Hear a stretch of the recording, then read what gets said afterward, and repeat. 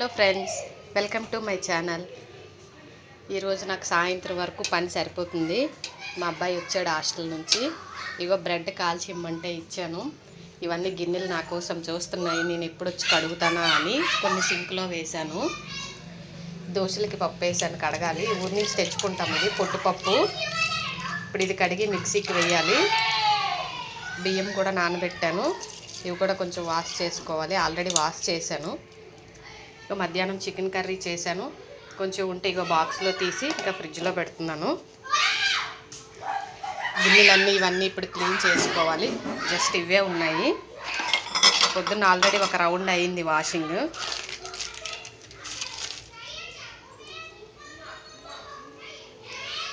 చూసారు కదా, ఈ పొట్టుపప్పు కడగాలంటే చాలా పెద్ద పని ప్రాసెస్. ఒక హాఫ్ అన్ అవర్ అయినా టైం పడుతుంది. ఇది నానడానికే మనకు ఒక 6-7 అవర్స్ అయినా టైం పడుతుంది. నేను పొద్దున్న వేసాను, రేపు మార్నింగ్ దోశలు టిఫిన్.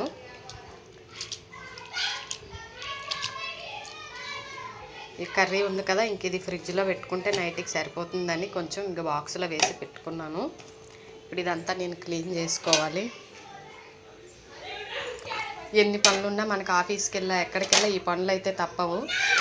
తోమడం, కడుక్కోవడం, బట్టలు ఉతుక్కోవడం, ఇవన్నీ. ఇంకా చూశారు కదా.